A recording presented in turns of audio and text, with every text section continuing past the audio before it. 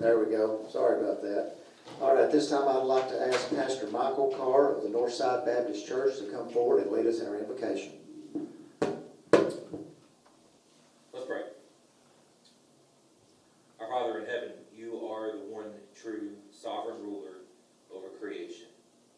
Yet in your wisdom you have ordained the civil government. And so I come before you on behalf of this body of elected officials, lifting them up to you, that they might have wisdom, true wisdom, biblical wisdom, not that which masquerades as wisdom in their secular humanist age, but that they would have wisdom to lead, to guide, to make decisions for the people of Warren County for your glory. I pray that they would call good, good, and evil, evil, that they would not confuse the two and thus invoke woes upon them, as your word says. Lord, give them insight, blessing, as they pursue biblical truth and biblical justice in their governance.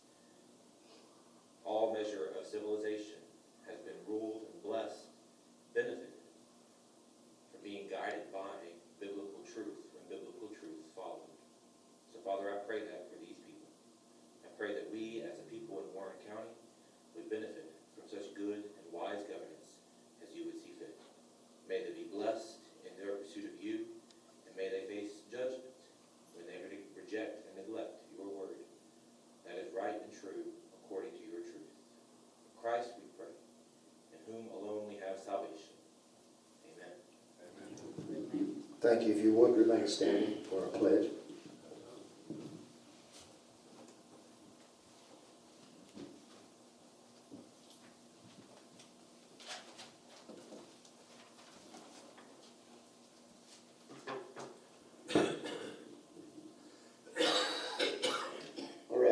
I'd like to introduce Master Sergeant Theresa Terry Blount. Terry retired from Fort Monroe, Virginia in October of 2002 with 21 years of active federal service in the Army. Blount joined the Army in May of 1981 and attended basic training at Fort Leonard Wood, Missouri. She also attended her advanced initial training in the transportation field at Fort Leonard Wood, Missouri. Upon completion of her AIT, she headed to Fort Benning, Georgia to attend Airborne Jump School. Blount was then assigned to the 82nd Airborne Division located at Fort Bragg, North Carolina. She went on to be promoted through the ranks to Sergeant First Class during her 12 years in the 82nd Airborne Division. She chose the job occupation of career counselor and attended the proper training to earn the military occupation specialty of 7955P. While assigned in division, Sergeant First Class Blount was deployed for Desert Shield, Desert Storm in late 1990 and 1991, where she was deployed for 5 months. In 1993, Sergeant First Class Blount was assigned to the 25th Infantry Division in Hawaii. She spent 3 years in Hawaii, making the rank of Master Sergeant as a career counselor. She was in charge of numerous battalions and brigades, working to re-enlist soldiers in the Army. After completing her tour in Hawaii, Master Sergeant Blount was assigned to Fort Lee, Virginia. She was placed in charge of the retention program for Fort Lee. Her final assignment was later at Fort Monroe, Georgia, or Virginia. She was assigned to TRADOC. As a senior career counselor, she worked as a senior operations non-commissioned officer career counselor for TRADOC until her retirement. Master Sergeant Blount received the following awards during her tenure: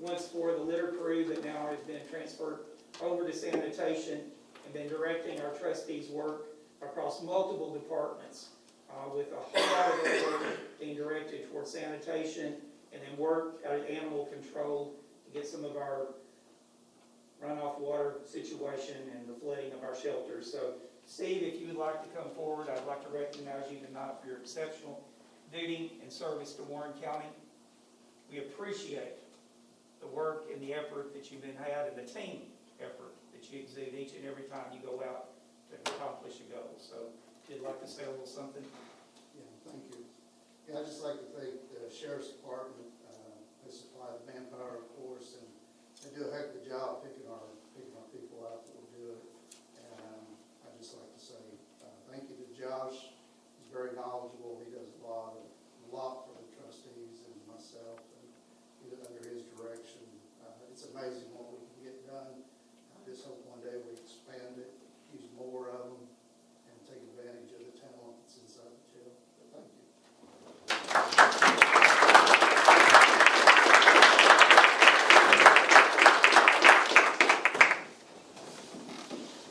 Next, county executive report, Executive David. So I think you got all a copy of that, and may have gotten a couple of emails the last day or two. We did send out a census update and sales tax collection update for the Upper Cumberland as well. So those were added on today. If anybody's got any questions, I'll answer those. Move to approve. All right, we have a motion to approve from Commissioner Lee, second from Commissioner Hennessy. Anyone want to speak to that? If not, all in favor say aye.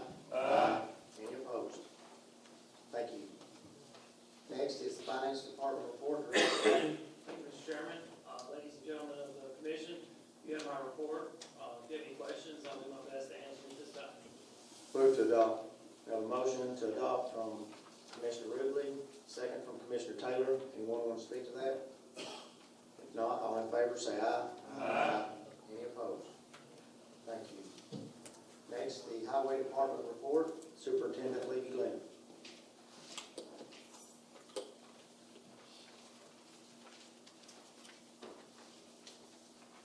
Mr. Chairman, ladies and gentlemen, of course, you have my report. If there's any questions, I'll try to answer. Move to adopt. We have a motion from Commissioner Stotts, and I believe second from Commissioner Hillis. Anyone want to speak to that? If not, all in favor say aye. Aye. Any opposed? Mr. Chairman, can I make a little comment Yes. on something that's coming up? Yes, you may. now? I spoke with some people about this personnel policy, and the highway department was put on there without my approval. I've always had my own personnel policy according to legal issues. I was elected to deal with the highway department and personnel policy of the county employees, which are very special to the highway department, and I make the day-to-day operation decisions. I accept the CPAS, and this Tennessee Cody Annated that's in this resolution tonight. He told me that it did not affect the highway department superintendent. It only affected the offices that is under the county commissions. And he said I did not have to file a annual report. So I just want to spread that across the minutes, that I just talked to him this afternoon. And just want everybody to know that I'm going to be amending my personnel policy. So some of the things y'all are going on with tonight, so far as making a final decision over the highway department employees, that's my decision. And I'm not going to be fair about it. I'm going to treat them right. And I'm a team player, don't get me wrong, but that's a resolution. It's in 81 Act where the highway department can have its own personnel policy. Thank you for your time. Thank you, Superintendent. All right, next is the Sanitation Department, Director Roberts.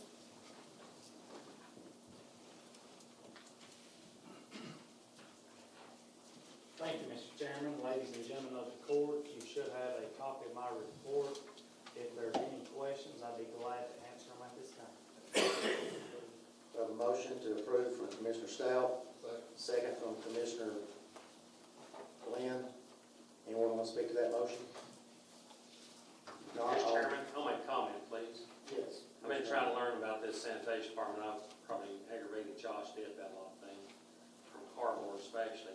But I was over there, not too long ago looking around, and to be the sanitation department, you think, off the top of your head, you think right away garbage. And you think nastiness. You go over to his place, I think that's the cleanest place I've ever seen in my life. And I appreciate the job you do, Josh.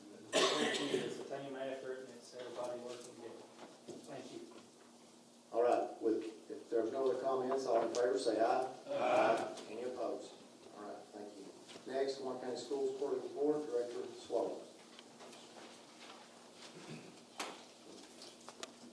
Thank you all for the opportunity to be here. You have a copy of my report. Just one thing I'll add is we did open the bids for our projects at Eastside and the middle school last week. I don't know, it feels like a year ago, but able to handle that under our federal funds, so we're excited about those projects. Any questions that I can answer for you, I'd be happy to do so. Commissioner Hill. Oh, I've seen some grumblings, I guess, about face masks and different stuff mandatory for students in classrooms, and just wanted to ask the question, I guess, if a parent does not wish their kid to wear a face mask all the time, is that mandatory, not mandatory? What's the scenario there?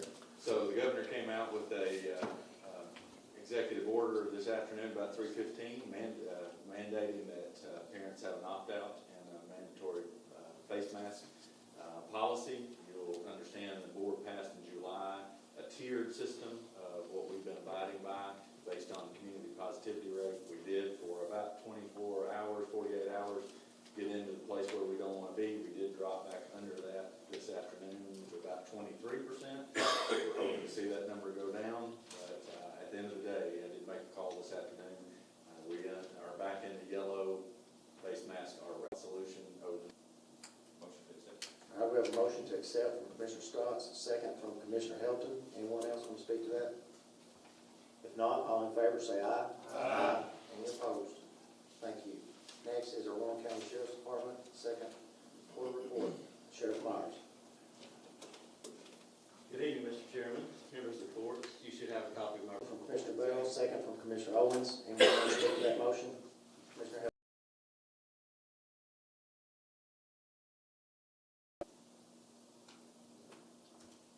How many women?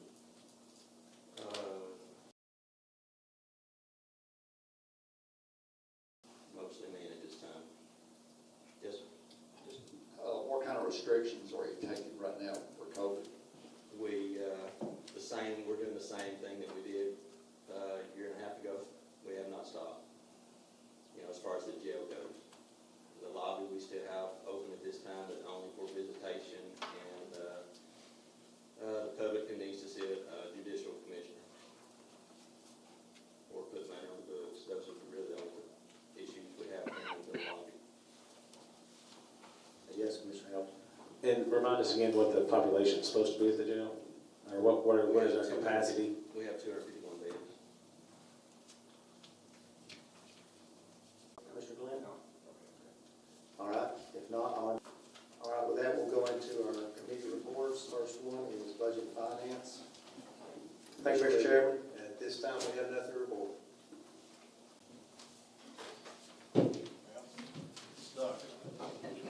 I'm loud enough. Thank you, Mr. Chairman. First of all, foremost, I want everybody in this room to be very mindful of what Carl was going through. Carl was not only a friend, but he's a true mentor to me. And I have been in contact with him. Tyrone told me that he's having a difficult time through his second surgery. So please keep him in your prayers, because I know that man wants to be right there. And that being said, the good news, we did receive another bid, and we're actually going to probably get another one this week, according to Mr. Bowden, about the concrete work and the modification of the front of the building for safety and access. And fortunately, it was a lot less expensive, so we're excited about that prospect. That's always good to hear. And the other projects that's going on, during our last month of business, or committee, with Building and Grounds that was held out at the correction facility at the jail, there were two topics that were discussed. One was the Animal Control Center and alleviating that problem with the runoff, and certainly didn't want to put Sherry in that compromised position Secondly, that has been resolved, and if it wasn't to the cooperative effort of interdepartment efforts between Mr.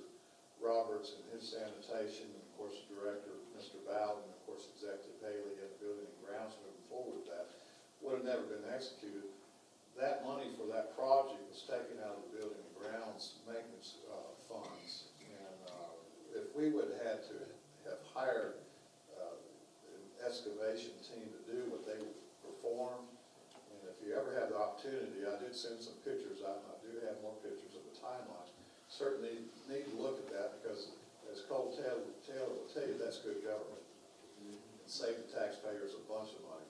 Secondly, the other thing that we discussed was the employee break room out of the sanitation department.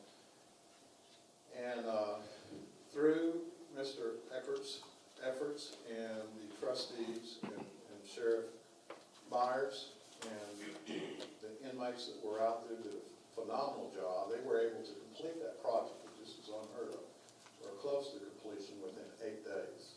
8 days of building a building out there in total, almost completion. Again, about $6,000 for that project. If you would have taken the square footage, would have cost the county about $36,000. So again, appreciate all the effort. That's good government. And that's all I have to report this evening. Thank you for your time. Thank you, that's a good report. Next is Economic and Agricultural Development, Colin. Thank you, Mr. Chairman. At this time, we have nothing to report. All right, next is Education Committee, Commissioner Colin Brown. Thank you, Mr. Chairman.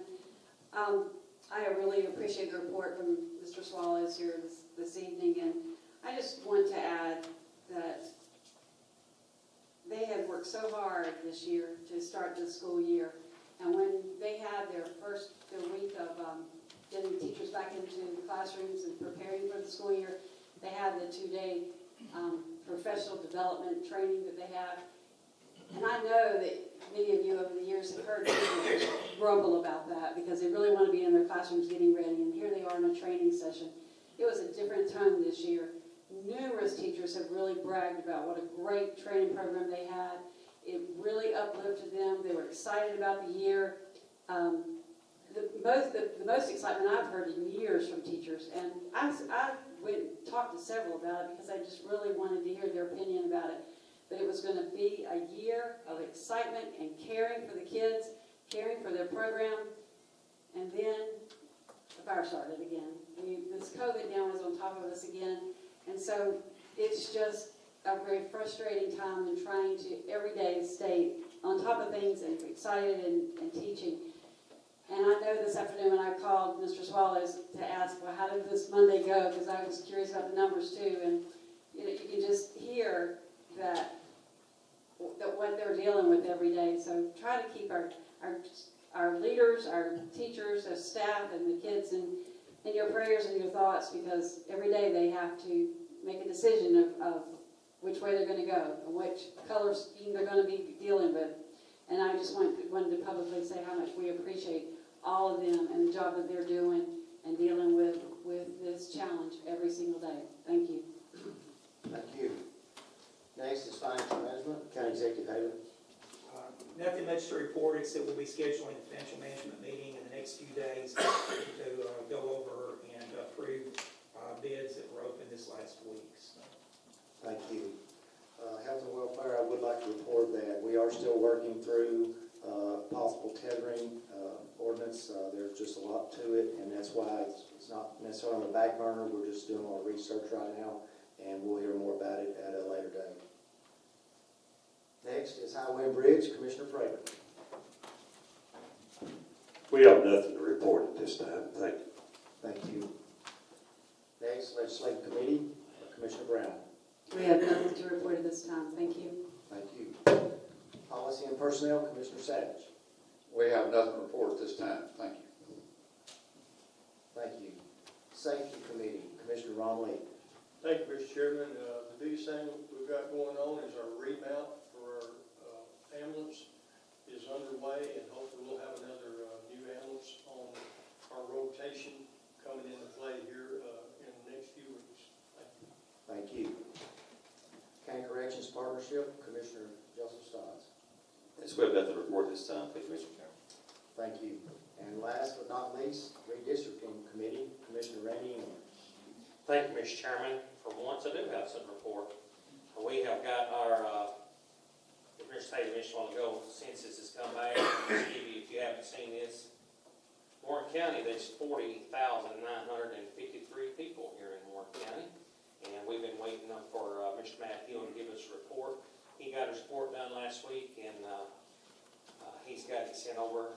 And we got the report last, I believe on the 12th. And Chuck Hastings has got that report. Chuck's going to be meeting with our committee. We're going to be starting the process, so we're going to be meeting starting September the 14th. If no bad luck, our committee members is here, you'll get something signed out, but we're going to start meeting then, and then we'll start going progress and hopefully have something that we can have some numbers to it pretty soon. Thank you, sir. Thank you. All right, with no unfinished business, we will go to new business. The first item is confirmation of selection of County Attorney Robert Bradger to review Warren County personnel policy compliance with applicable law. Thank you, Mr. Bradger. Title 5, Chapter 23 governs all base personnel policies for counties in Tennessee, and several of the requirements listed there, one of which is that the attorney who reviews all personnel policies has to be approved by the county legislative body, and that's why that's the first agenda item for tonight. We have a motion from Commissioner Lee, Second. second from Commissioner Brown. Anyone want to speak to that motion? If not, all in favor say aye. Aye. Any opposed? Thank you. Item number 2, submission of list of all county agencies, offices, boards, and departments that will be governed by the Warren County personnel policy. Mr. Bradger. Similarly, there is a requirement that a list be delineated for every agency, board, office that's going to be governed by these policies, and that's what this is about. That list has been created by the Office of County Executive, and I reviewed it, and it's correct and compliant. There should be a letter to that effect in each of the packets. We have a motion from Commissioner Bolden, or you have a question? Go ahead and do the motion. Okay, well, do we have a motion? Oh, yeah, I'll make All right. I have a question, Mr. Bolden? Mr. Bolden? Can we ratify this list after what Mr. Glenn said?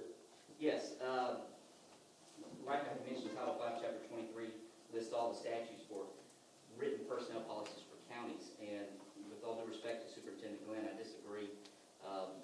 The how typically listed inside the statute is one of the departments that is under base personnel policies. Now, the Highway Department, as well as any elected official, has the right to opt out of these policies. They just have a very particular procedure about what they have to do to create their own policy. They have to do it annually, it has to be brought before the board, to be spread upon the bench. It doesn't mean that they're required to follow this. If they choose not to, they just got to go through a few steps in order to make their own separate policy. So that's the difference in our opinions about that particular procedure. Yes, Commissioner Hamilton. We actually, I think, discussed this a little bit in committee about the variations that possibly, I think maybe the road crew would need or EMS would need, and we actually discussed that in our meeting, and I guess the consensus of, and the committee members that were there may be able to speak to this a little bit better. The consensus was that we were going to have a policy for the entire county, and then the stuff that needed to be changed about the policy, we were going to do addendums to basically, so if Mr. Levy had some concerns about how maybe the work week didn't fit because he, has emergencies just like EMS does and has to work different schedules, that he would have an addendum that would basically make the policy work for him. That was sort of the consensus I think we had in committee. And so I guess my question to Mr. Glenn would be, what is wrong? Why do you want your own policy? Why can't we do it in that fashion? And so before I be willing to strike on that, I ask if acceptable, Mr. Glenn to be able to speak to that.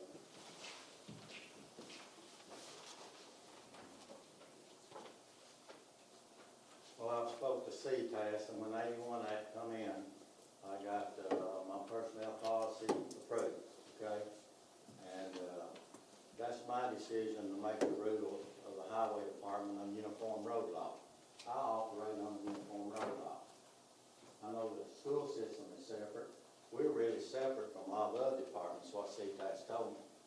Said, lady, you don't have to furnish an annual report.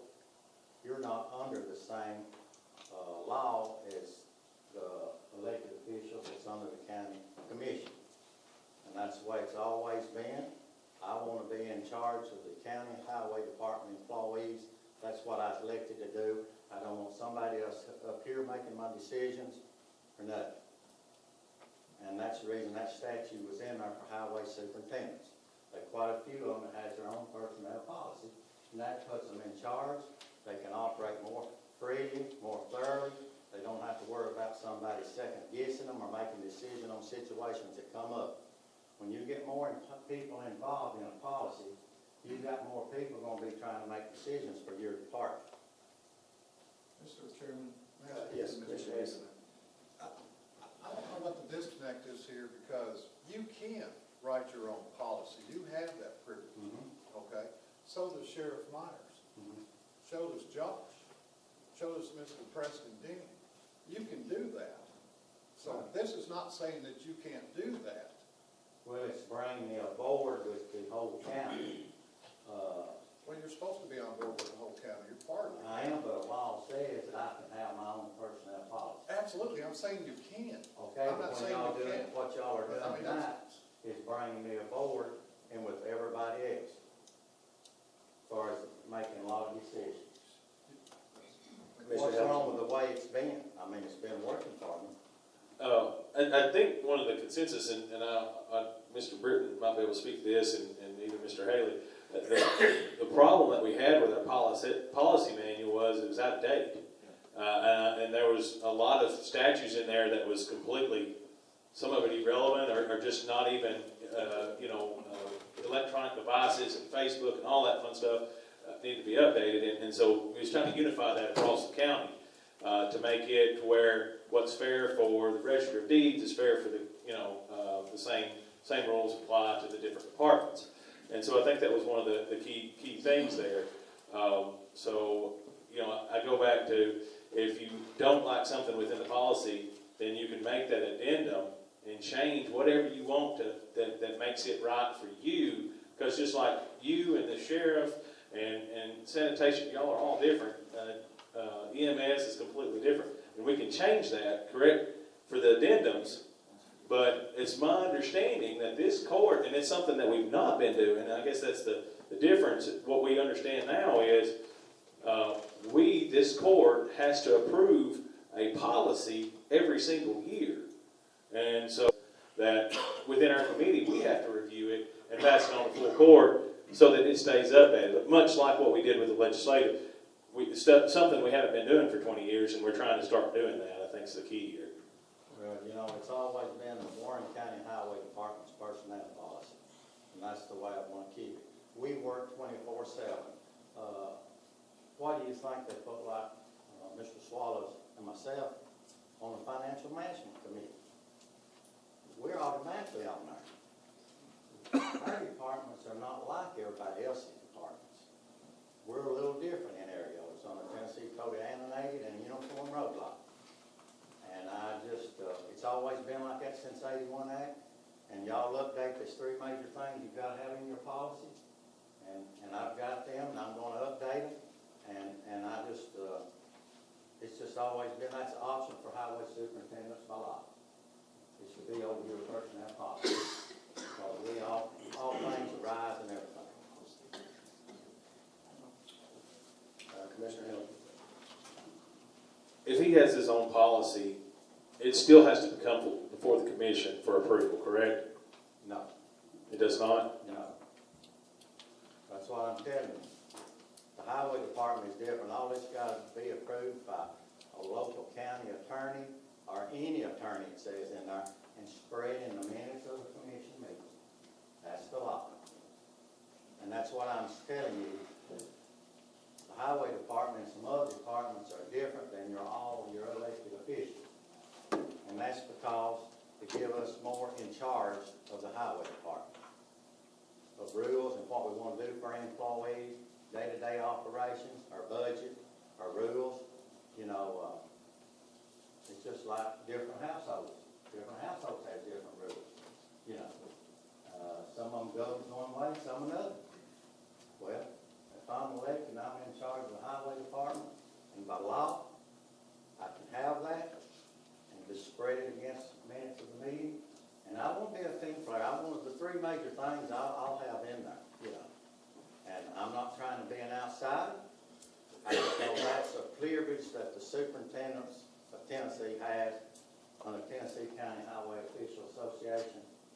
And it makes your day-to-day operations a lot smoother. Again, remember, everybody's household is different. And by law, I'm just doing what I can do by law. Yes, ma'am. Oh, sorry. Commissioner Ross had already raised your hand. I would like to get legal to weigh in to speak to that, too, so we can all be clear. All right, thank you. I think the primary dispute that I have with what Mr. Glenn said is that the process by which an elected official can opt out of the base policy requires that they create their own policy. That policy has to be approved either by the county attorney or any attorney that they hire themselves. And then that attorney has to create a report, which is given to the commission, that states that it's in compliance with all state and federal laws. And then once those steps have been done, that official brings their policy to the meeting, spreads it upon the minutes. It's not voted upon by the commission. However, you have to go through those steps. They've got to create their own policy, and then it has to be approved by somebody to make sure it comports with all the laws. There's a lot of requirements. You got to have requirements on leave, vacation, sick time, FMLA. You got to follow the Fair Labor Standards Act. You got to maintenance of records, compensatory time, federal wage and hour law provisions, non-discrimination policies, harassment policies, ADA compliance, drug and alcohol testing procedures, myriads of other things. They're all listed under 523-104. A lot of these are at least, if not new, modified since our old policy, which I believe is 21 years old. So that's why the law requires that it has to be reviewed, and that the attorney who reviews it, whoever that may be, has to submit a report stating that this separate policy from this department is in compliance with the law. However, it may be different from the base policy, and therefore it can go forward and not be effective. Without having done that, I don't think it's effective. I think the base personnel policy, by law, by Title 5, Chapter 23, is going to be applicable to any department that doesn't follow those steps, and they have to do that every year. Commissioner Hanson. Mr. Bratcher, in the case of Mr. Levy and all the other departments, it really boils down to liability issue. And that liability issue is a burden onto the county if these things, procedures are followed by the letter according to what's mandated by the state to do so. And also, it needs to be a current policy personnel manual that's presented in front and spread through the minutes, just like Mr. Levy said. So again, this is all about liability and burdening the taxpayers of this community if we don't execute these things according to the law. Yeah, I agree. You know, it all boils down to the fact that if a policy is presumed to be in effect, but it's not actually in effect, you're going to have people that are operating under a policy that's not going to be applicable if there's a lawsuit. It ends up in court, it costs a lot of money to get sorted out. The procedure is delineated clearly in statute, you know, and that's what I would recommend the county commission do, is follow statute. We need to let someone else speak. Commissioner Redwood. Mr. Bratcher, for clarification purposes, right now, Superintendent Glenn is operating under his existing policy. So November 30th, as my understanding, this has to be submitted by November 30th. Right now, I don't believe that the policy he's operating under has been submitted in the past years annually. So I would say that that department is operating under the base personnel policy that's applicable to the entire county. Now, I don't know what's actually going on there as far as operations, but without having submitted these annual updates, I don't think you can have your own personnel policy because you got to follow that statute. But once Superintendent Glenn follows those steps, creates his policy, and it's reviewed by legal and found to be legal and sound, then he would fall under that policy, provided it was spread upon the minutes of the commission. That's correct, and again, it's not something that the commission can vote on. If he wants to do that, that's his prerogative as an elected official. He can do that without having anyone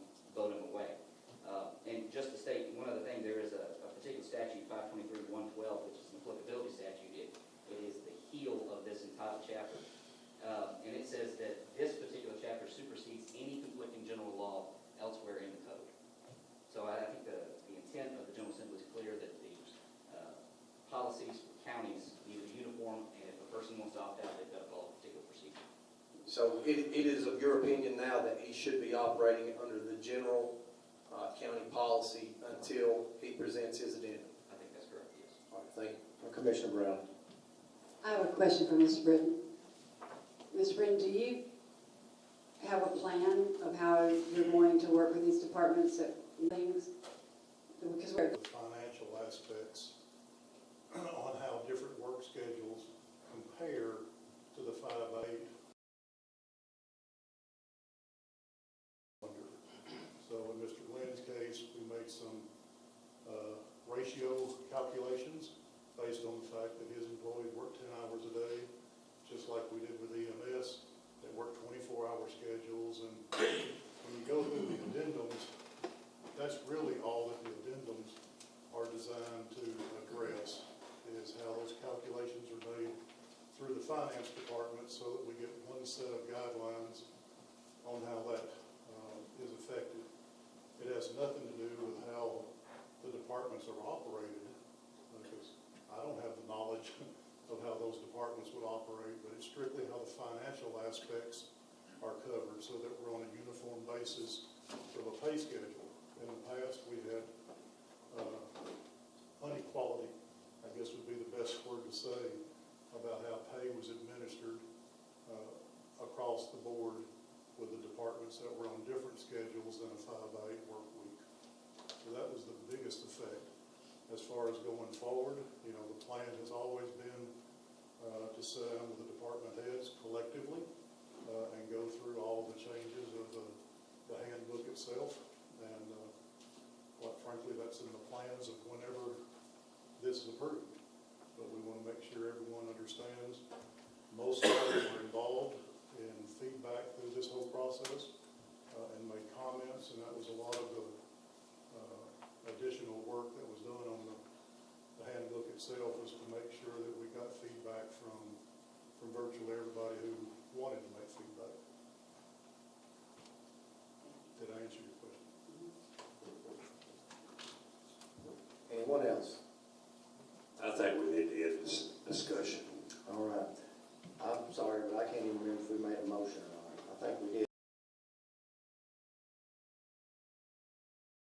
No one wants to speak to the motion? All in favor, say aye. Aye. Any opposed? Motion carries. All right, next is confirmation, or, yes, item number 3, confirmation of selection of David Britton of Practical Solutions Consulting to develop personnel policy handbook. Okay, just as the other two requirements, there is a third in statute stating that the first put county salaries into developing this policy. Motion to approve. We have a motion from Commissioner Bell, second from Commissioner Colin. Anyone want to speak to that motion? If not, all in favor say aye. Aye. Any opposed? Motion carries. Next item is item number 4, resolution number 14-2021, personnel policy update.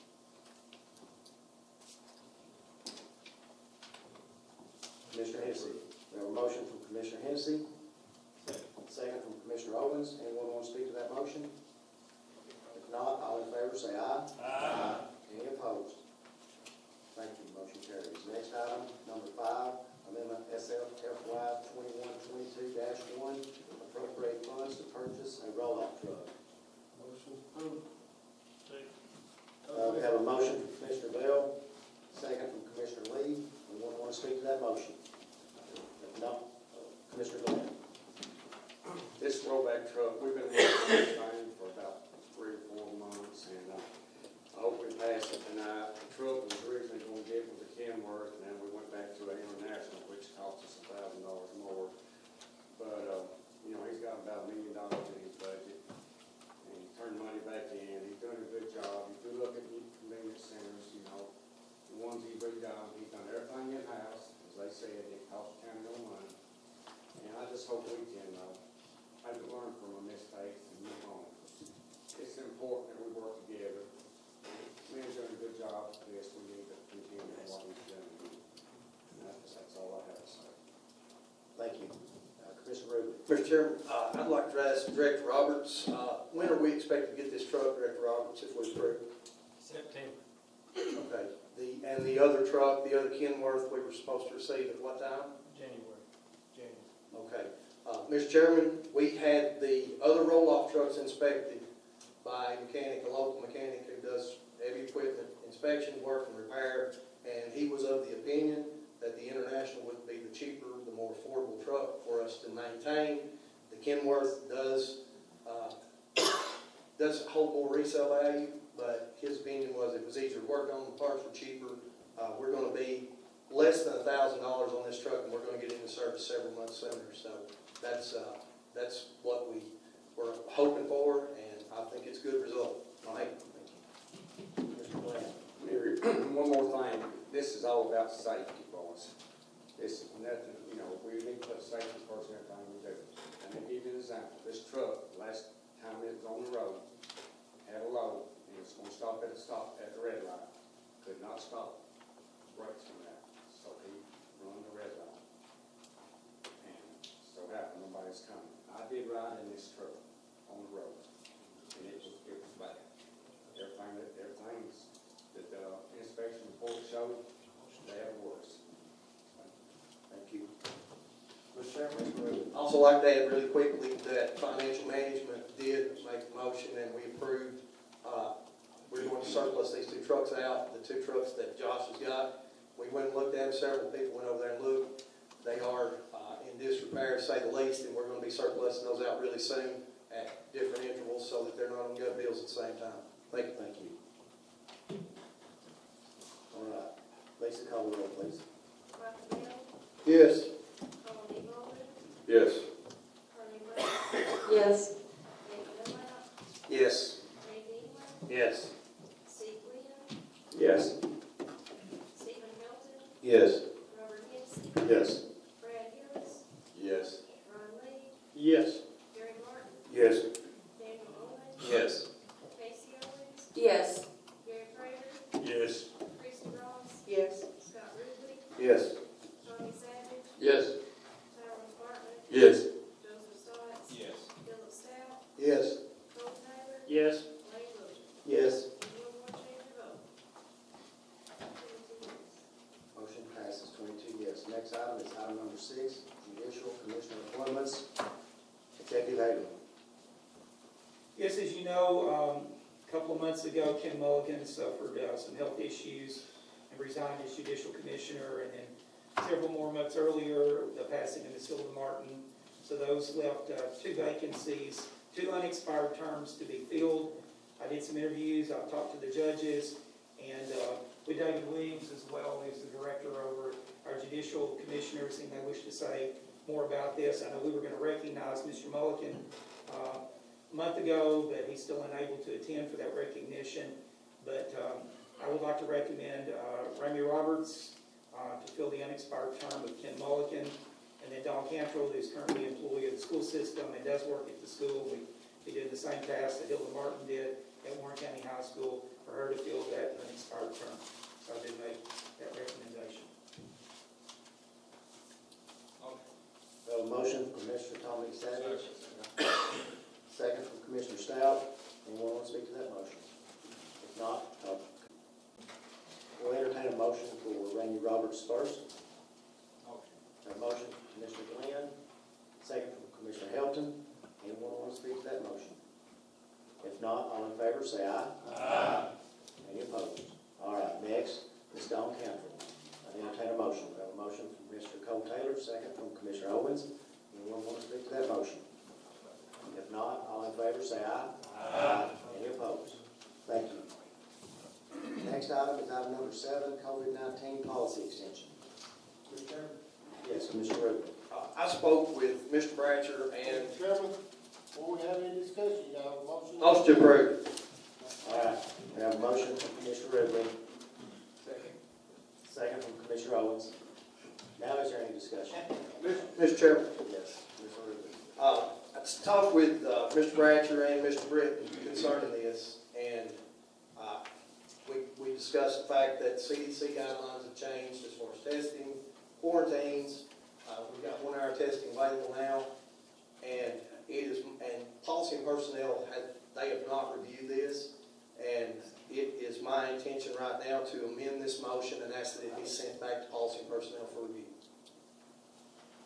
Mr. Chairman, this is the same policy that we've had over the last few months, and we've already had a couple of employees that have had to be on leave because of COVID already. And so we've extended it once already. It really just needs to be extended again for the protection of employees and to have a standard policy on pay that finance can actually understand and implement. Otherwise, people are taking their personal sick days and they may end up getting sick with some other disease. And this was a policy that was recommended earlier by Mr. Britton and our legal firm. So this is not a new policy. This is a continuation of what we've already done. All right, we have a motion. Do we have a second before we go any further with discussion? All right, we have a second for Commissioner Hilton, Commissioner Brown. Mr. Haley, does it have a termination date on it? We did it for 3 months. For 3 months? So we extended it again, so we don't. When is the last extension? The month, yes. End It of needs this to be month? extended right now. Okay, well, when is the last day? It was, I think, Justin, When was the last time it was? No, when does the current extended policy end? What date? I think It it, ends at the end of, like, on 31st, yes, I think it's the 31st. so 15 days from now. Okay, so we could extend it through September so that we can go back to the Policy and Personnel Committee to be reviewed. Extend it for 30 days so we could have that reviewed? It was reviewed by. Yes. If you'll let Mr. Britton explain. David, please. The biggest change, the leave of absence policy and everything is the same that it was introduced in the spring. That's what drove the 80 hours of pay that we granted for employees not to exceed 80 hours, okay? So the only real change in what's in front of you today is we said the 80 hours is applicable in a fiscal year because we have some employees that were at the 80-hour mark for the last fiscal year, and there's one person that's already been affected again, and the that we made in the procedure was to make the 80 hours applicable on a fiscal calendar instead of a yearly calendar. Mr. Chairman, Yes, Commissioner I have a Brown. question. CDC not changed the quarantine and out of work days to 5 and 7 instead of 10 and 14? They have, and they've got different guidance depending on whether you've been vaccinated or non-vaccinated. The guidelines are quite a bit different today. You know, they really say today you really don't need to be tested at least for 3 to 4 days post-exposure in order to get true results because it's still, we have some of the same issue going on of somebody going and getting tested immediately when they know they've been in contact with somebody that's positive and they get a negative, and then 3 or 4 days later they wind up and get retested again and it's positive. So it's all depending on which set of guidelines you want to look at. But the last ones that we reviewed about a week and a half ago was there's different sets of time in quarantine based on you have been vaccinated or not, whether or not you've had COVID before. So it's got a few more qualifiers in it today. I also think that the school system is making the staff, if I'm not mistaken, take sick days. They're county employees too. We need to be fair across the board. They're paid. You can say that, but you can say it. Mr. Chairman? Yes, And Commissioner Brown. this is to clarify my motion, and I'm not opposed to, and as I spoke with Ms. Britt, I'm not opposed to these employees getting their pay once they contract COVID. My concern, and you work in a factory environment, and I know of circumstances at Bridgestone where employees, as many as 5 times, took quarantine hours, weeks, days, when it was 14 and 21 days and back and forth, 5 times. And the only thing that I was doing was just trying to get a safeguard put in place so that, we can do 1 hour testing. If somebody feels like they've been exposed, 5-day incubation period. I think Chairman Wiltshire said that's what they do at their factory, a 5-day incubation period, then they go get rapid tested. If they're negative, they come back to work. I'm just trying to prevent people from abusing the system, and that's all. If they're positive, I have no problem with them being paid, but that was the concern that I had.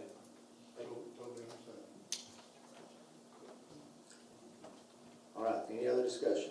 Mr. Brown? Mr. Britton, does the policy state following the current CDC guidelines, or does it have old CDC guidelines stated in the policy? Well, again, it depends on how you became exposed, okay? The guidelines that are in there are still addressing the 10-day and the 14-day quarantine periods, and even addressing up to 21 days, depending on if you've had a household member that is tested positive and you're still in the house with them as far as that total period goes. The guidance we sent out to all the department heads a week or so ago was the exact latest guidelines issued by CDC, as opposed to whether or not you had been vaccinated before or not, and what type of contact you had as a positive exposure. That's what we sent to all the department heads about a week or so ago. Well, I think that we need to pass something to continue this policy, and we can look into it more, evaluate more, tweak it, but to not have anything in place could be really harmful for our operations. So if you could amend your motion somehow, Scott, so we could at least have a continuance of policy for a shorter time and then still have the review that you want. So quickly, I don't know that we can possibly come back in front of this with recommendations every time something changes. I mean, a day ago, mask in schools was going to be okay. Today, with the governor's order, it's not okay. And so I don't know how we would keep that updated because it's very fluid. And really the main thing about the 80-hour expenditure was so that they didn't have a loss of pay. I agree. We need to address the other issue of that period before you qualify. And that's something we can go back and look at. I just hate to leave employees in a situation where they draw nothing until we address that, I guess. Mr. Chairman, if I could ask, Mr. Cotton is finance director and working in payroll. Are you aware of any of our employees that have taken advantage of this policy that we've had to protect wages? No, I would think that there's only been probably 8 or 10 that I know about. I mean, I don't actually work in payroll every day, but there's not been a high number of people who actually have made use of pandemic leave since we instituted a hard cap on the amount of time they have. I don't know of anyone offhand that would need it again already. At least not been brought to my attention. So without knowing what's going to be ahead of us, we've already had 2 employees in this building that said to be out for 5 days. And so they were required to stay out because they were exposed or they were COVID positive. So it's really just to protect employees and their pay, that we're not sending them home according to policies and then not paying them. Mr. Chairman, comment to Mr. Bratcher. Mr. Bratcher, it was not my intention to let the policy expire, but help me out with procedure here. I would be willing to rescind my motion. Yeah, I think voluntarily we are on an amendment to the original, so We I'll are. just withdraw it, and then there can be a new recommendation if you want to adapt it based on discussion for a new amendment. But Well, at I this think point- for clarity's sake, what my intentions was to make a motion, which, seeing that policy and personnel had not reviewed it, I felt that it would be in our best interest that they see it, but seeing that the timeline is so short, after a 5-day incubation period, they would be required to go get rapid tested, and if they choose not to be tested, then they would not receive benefits for being self-quarantined. And I would be willing to rescind that motion if that's Yeah, acceptable. 2 options. One would be to simply withdraw your amendment and then produce a new amendment with that language, or withdraw your amendment and state that you just want a 30-day extension, for instance, to come back next month. But those are two options. Both will require withdrawing the amendment as it is today and then bringing back the amendment. Mr. Chairman, I would like to withdraw my amendment and restate the amendment, which would be that once someone has been exposed or feel they have been exposed after a 5-day incubation period, that they go receive testing, and if positive, then they get their time off pay, and if negative, they come back to work. But if they refuse to be tested, then they would not receive their pay. That's my intent with this. Like I say, I'm not saying that anybody has been dishonest with this policy, but I know, and you know, in the factory setting that people have, and I'm just trying to put a safeguard in place so that we're not spending unnecessary funds. Okay, we have a motion. We have a second from Commissioner Hillis, from the motion from Commissioner Ripley. I have a question. Yes, Director Cotton. As someone I know several people who've had to go get rapid tests, I don't know of anyone who gives them for free. So I don't know about work comp and legality of requiring them to pay for something in order to get a county benefit. I just would like to address that at either David or Robert to see how that falls out. Will the county cover those costs, or? Specifically to the realm of work comp, you're correct that you can't have them pay for that coverage, but it's still up in the air about how work comp can apply, because someone could necessarily have gotten it at work or at home, or it's hard to tell when exposed. However, having said that, the safe harbor is to make sure that testing is paid for so that you don't have to worry about any complications. And of course, Mr. Britton probably speaks to this as well. Yeah, you don't want to get into a situation where you're requiring an employee to pay for their own health. Mr. Bratcher, I was under the impression that Walgreens did supply free rapid testing. That may be incorrect. That's, the private industry can change their policy every day, so. Sure.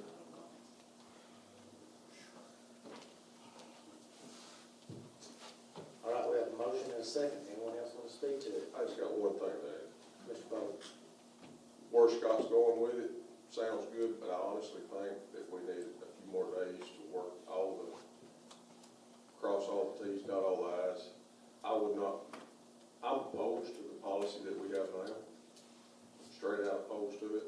80 hours is too much. We've paid this entire world, the nation has paid too many people not to work. As an employer, I'm tired of it. As a taxpayer, I'm tired of it. But I think we need another 30 days. I think policy and personnel needs to go over this and need to sort it all out. 30 more days ain't gonna break the bank. So that's why I'm gonna vote against his motion and come back with an extension of 30 days and go back to the drawing board with it. All right. No one else has any comments. We'll vote on the amended motion.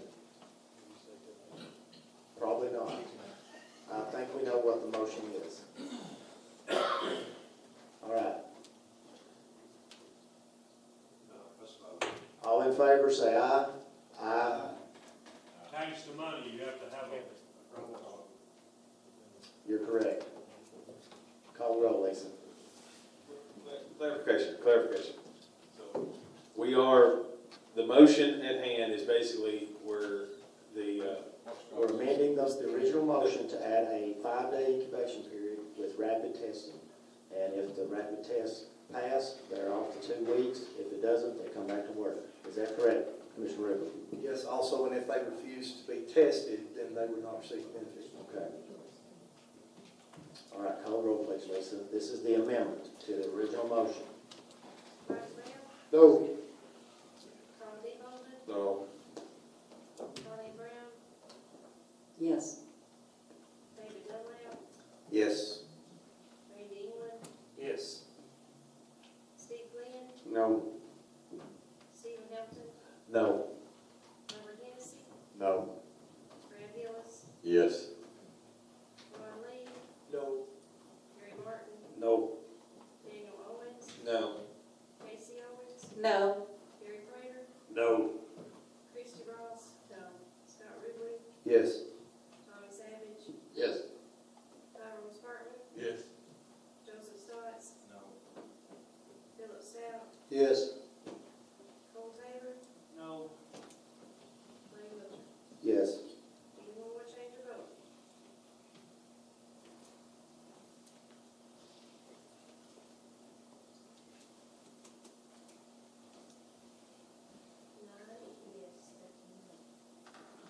Motion fails. 13 yes, or 13 no, I'm sorry. Mr. Chairman, So we're back on the original motion. Commissioner Bowden.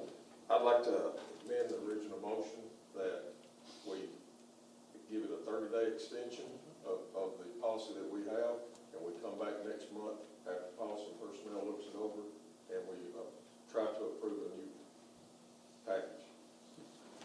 All right. I second that. Well, let's see if we have a second first. I second it. All right, second from Commissioner Owens. 30 days is not our third meeting. It's extended through the end of September. 30 days does not end our End of September, 30 days does not. Okay. So your motion is, End of September. all right, to approve this through the end of September.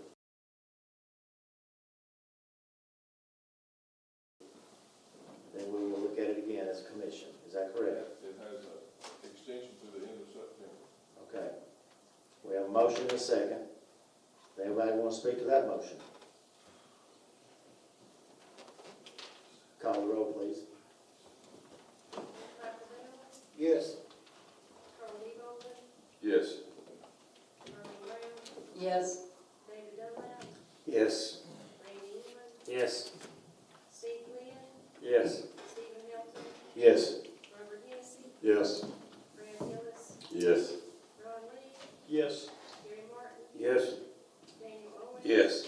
Casey Owens, Yes. Gary Prater, Yes. Christie Ross, Yes. Scott Ruble, Yes. Tommy Savage, Yes. Colin Sparkman, Yes. Joseph Stotts, Yes. Philip Stout, Yes. Cole Taylor, Yes. Clay Wiltshire. Yes. Anyone change your vote? 22 yes. Motion passes 22 yes. Next. Yes. Next item is item number 8, approval of notaries. Mr. Chairman, Yes, That was Commissioner amendment. Bell. I'm sorry? that was an amendment, was it not, Yes. on the original motion? Now you can go back. You're right. Thank you, Commissioner Bell. Now we're back on the amended motion. Call the roll, please, Lisa. Michael Bell, Yes. Carl D. Bolden, Yes. Marlene Brown, Yes. David Dunlap, Yes. Randy England, Yes. Steve Glenn, Yes. Stephen Hilton, Yes. Robert Hennessy, Yes. Brad Hillis, Yes. Ron Lee, Yes. Gary Martin, Yes. Daniel Owens, Yes. Casey Owens, Yes. Christie Ross, Yes. Scott Ruble, Yes. Tommy Savage, Yes. Colin Sparkman, Yes. Joseph Stotts, Yes. Philip Stout, Yes. Cole Taylor, Yes. Clay Wiltshire. Yes. Anyone want to change your vote? 21 yes. Motion passes 21 yes. Next is item number 8, approval of notaries. Ms. Lisa. I'm sorry, I have to read. Brooke Adamson, Jennifer R. Ford, Kristen Hanson, Crystal J. Stoner, Kimberly Trevino, Amy Simmons, Beth Eller, Christopher White, Myra D. Mora, Sue King, Vicky Campbell, Manuela McCusker, and Amanda Raymond. Motion's approved. We have a motion from Commissioner Bell, second from Commissioner Hilton. Anyone want to speak to that motion? If not, I'll... In effect. It says, whereas suicide is the most disruptive and tragic events a family and a community can experience, with more than 1,100 lives lost in Tennessee each year, and an estimated 25 attempted suicides for each suicide death. Whereas suicide is the 9th leading cause of all deaths in Tennessee, the 2nd leading cause of death amongst youth, ages 10 to 14, as well as young adults 25 to 34, and the 3rd leading cause for children ages 15 to 24. Whereas more than 3 lives a day are lost to suicide in Tennessee, which means we lose 21 Tennesseans each week and 97 people per month. Whereas Tennessee veterans, active duty military, National Guardsmen face a disproportionate risk as compared to the general population, with more dying from suicide than from combat. Whereas public awareness of this tragic problem is the key to preventing further suffering and loss of life, and the risk of human self-destruction can be reduced through awareness, education, and treatment, as the high risk for suicide amongst the survivors of those who died by suicide or those who have attempted suicide. Whereas suicide prevention has been declared a state priority by the governor, and the Tennessee General Assembly has declared teen suicide prevention as a state priority in partnership with the Tennessee Suicide Prevention Network and to implement the Tennessee Strategy for Suicide Prevention. Whereas Tennessee is a national leader in the effort to prevent suicide, being one of the first states to adopt a suicide prevention and evaluation plan covering the lifespan. Whereas the governor of Tennessee has appointed the Suicide Prevention Network Advisory Council to coordinate the implementation of the Tennessee Strategy for Suicide Prevention.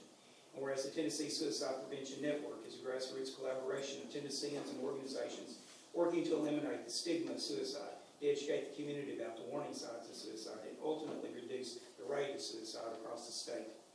Whereas each member of our community should understand that throughout life's struggles, we all need occasional reminder that we are silently fighting our own internal battles. Whereas we encourage all Tennesseans to take the time to inquire as to the well-being of their family, friends, and to genuinely convey their appreciation for the existence by gestures that they deem appropriate. A simple phone call, a message, a handshake, a hug can go a long way towards helping someone realize that suicide is not the answer to a problem. Now, therefore, I, Jimmy Haley, County Executive of Warren County, do declare and proclaim September 2021 as Suicide Prevention Awareness Month in Warren County, Tennessee, and to urge all citizens to work to prevent suicide and to raise awareness and tolerance around all people affected by this tragedy. A couple more things. We did have a job fair today over at the Milner Center, which was well received and had quite a few applicants. And then Josh is, Mr. Director Roberts is holding a waste take back on August 28th. Is Josh still here? So hazardous waste. And so you want to say a little something about that, Josh? Yes. It'll be from 9 to 1 p.m. on Saturday, August the 28th, and you can bring your old gasoline, diesel, any chemicals, mercury, anything like that. It's free for Warren County citizens. We're at, we're going to have it at the fairgrounds where the lady stockpiles this rock right there at the fairgrounds, right up the road from the convenience center on Fairgrounds Road. And we'll keep it out of the regular waste stream. Commissioner Hamilton. Actually, I meant to ask Executive Haley if he knew anything or could spread any information about the water merger. I seen in the paper where West Warren and Warren County Utility was actually looking at merging and didn't know what the benefits was going to be there, and sort of new to me. And I meant to ask that, and I apologize if he can speak toward that. I think the citizens would appreciate that. Well, I've not really been involved in the merger discussions. I know it's been presented to me and explained the benefits. Now, the state of Tennessee, from an economic development standpoint, has looked at the combination of utility districts, just like we started out years ago with several utility districts, and they've merged for the better of the citizens to provide better service. And so for the upgrades of pipes and for grants, and one of the utility districts already has a sewer permit and the other one does not. And by combining those two, Mr. Colin explained that they would all fall under that one, and so we were able to extend and get grants for other parts of the county that were no longer have access to sewer. And with the rise of development, particularly housing developments or whatever, water is a crucial issue, and 4-inch lines have got to be updated and upgraded to 6-inch and 8-inch lines, or there's not going to be any development. And in many cases or whatever, it's the only way that the utility districts, by combining, they can combine resources and apply for larger grants to basically do those upgrades. But other than that, they've been having the discussions on their own. He did give me just a little update. All right. Commissioner Hamilton. Also, as far as announcements go, homecoming at Viola, we've got that this weekend. Activities will start with the parade there Saturday morning, so please come out to Viola. We got a tractor pull that evening, and activities all weekend long. And then second week in September, we got the Warren County A&L Fair. Come out and support that and support the local community with all that. We're excited about that. And also, we'll remind you, if you have a booth or anything of that nature, you probably need to be out there working on it. So appreciate that. Thank you. I would like to make an announcement because I know y'all are chomping at the bit to adjourn. You're not? Okay. I want to thank everybody. I know everybody can't be everywhere, but we had our 10th annual Families in Crisis Car Show this weekend and seen a lot of commissioners out there, a lot of people helping. I didn't get to see everybody. I apologize for that, but I wanted to make sure I mentioned Tommy Savage. He always brings our food trailer and watermelons. Scott Ridley was a sponsor. I saw Tyrone Joseph, Executive Haley. Rich Thompson out there, he won top 50. And Greg McBride Memorial Award, something we give away every year to someone who donates and tries to stay behind the scenes. It was fitting this year. He ducked out again, Gary Prater, so I'll have to go take that to his business. So I appreciate everybody for showing up for that. Commissioner Taylor. Chairman, I'd like a motion to adjourn. We have a motion to adjourn. Second. We have a second. Mr. Stout, anyone want to speak to that? If not, all in favor say aye. Aye.